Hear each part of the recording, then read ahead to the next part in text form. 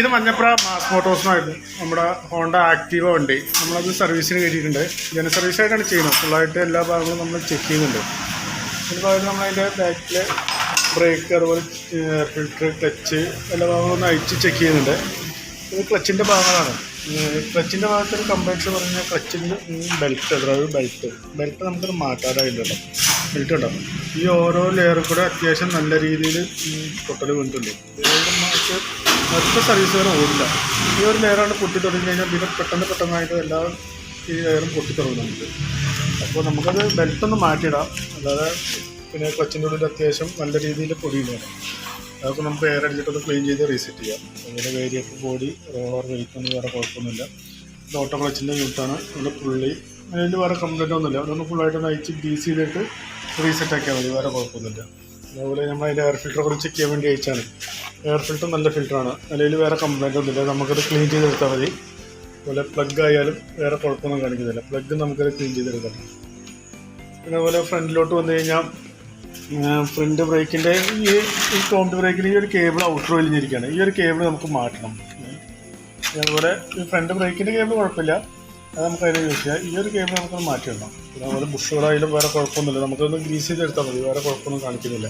പിന്നെ വണ്ടി ഹാൻഡിൽ തിരിക്കുമ്പോൾ ഒരു സൈഡ് സൗണ്ട് എന്ന് പറഞ്ഞത് അത് ഈ മഡ്ഗാർഡിൻ്റെ ഈ ഭാഗമുണ്ട്. ഈ ഒരു പോർഷൻ കവറിൽ ടച്ച് ആവണ ഒരു കംപ്ലൈൻ്റ് ആണത്. അപ്പോൾ അതൊന്നും നമുക്ക് ക്ലിയർ ചെയ്തെടുക്കാം. ഓക്കെ. പിന്നെ അതിൻ്റെ ബാറ്ററി ഒക്കെ ഒന്ന് ചെക്ക് ചെയ്യാൻ വേണ്ടി അയച്ചാണ്. ബാറ്ററി ഇരിക്കുന്നത് വണ്ടി വന്നപ്പോഴുള്ള ബാറ്ററിയാണ് ഇരിക്കുന്നത്. നിലവിൽ സെൽഫ് വർക്കിംഗ് ആണ്. എന്നാൽ പോലും നമ്മളതിൻ്റെ ബാറ്ററിയുടെ കണ്ടീഷൻ വല്ല കംപ്ലൈൻറ്റ് ഉണ്ടോ എന്നൊക്കെ ചെക്ക് ചെയ്ത് പോകുന്നുണ്ട്. അതിൻ്റെ വോൾട്ടൊക്കെ ചെക്ക് ചെയ്ത് നോക്കുമ്പോൾ 12.9 വോൾട്ട് കാണിക്കുന്നുണ്ട്. അത് ടെസ്റ്റിലേക്ക് കൊടുക്കുമ്പോൾ ബാറ്ററി ഡാമേജ് ഉണ്ടോ എന്ന് നോക്കുമ്പോൾ ഉണ്ടെങ്കിൽ നമുക്ക് ഇവിടെ കാണിക്കുന്നത് ബാറ്ററി കംപ്ലൈൻ്റ് ആയിട്ടാണ് കാണിക്കുന്നത്. ആ റെഡ് ലൈറ്റാണ് കത്തിയിരിക്കുന്നത്, കംപ്ലൈൻ്റ് ആയിട്ടാണ് കാണിക്കുന്നത്. സെൽഫിൻ്റെ കംപ്ലൈൻറ്റ് കൂടുതൽ എന്തെങ്കിലും കാണിക്കുന്നുണ്ടെങ്കിൽ നമുക്ക് ആ ബാറ്ററി മാറ്റേണ്ടി വരും കേട്ടോ. വണ്ടി വന്നപ്പോഴുള്ള ബാറ്ററിയാണ്. അതുപോലെ നമുക്ക് അതിൻ്റെ എഞ്ചിൻ ഓയിൽ നമുക്ക് ചെക്ക് ചെയ്തപ്പോൾ എഞ്ചിൻ ഓയിൽ അത്യാവശ്യം നല്ല രീതിയിൽ മോശമായിട്ടുണ്ട്. അപ്പോൾ എഞ്ചിൻ ഓയിൽ കൂടെ ഒന്ന് മാറ്റണം. ഓക്കെ. ഇപ്പോൾ നിലയിൽ വരുന്ന വർക്കിൻ്റെ ഒരു എസ്റ്റിമേറ്റ് പറയാം. അതിൻ്റെ ബാക്ക് ഡ്രൈവ് ബെൽറ്റ്, അതുപോലെ എഞ്ചിൻ ഓയിൽ, പിന്നെ വേറൊരു കേസ് പറഞ്ഞു കഴിഞ്ഞാൽ ബാക്ക് ബ്രേക്ക് ഇരിക്കുന്ന നല്ല സൗണ്ട് ഉണ്ടായിരുന്നു. ഇത് ബ്രേക്ക് ഷൂ ആണ്. ബ്രേക്ക് അത് അത്യാവശ്യം മാക്സിമം അഡ്ജസ്റ്റ്മെൻ്റ് ആയിരിക്കണം. ഇനി നമുക്ക് ബാക്കിലെ ബ്രേക്ക് ഷൂ കൂടി ഒന്ന് മാറ്റേണ്ടി വരും.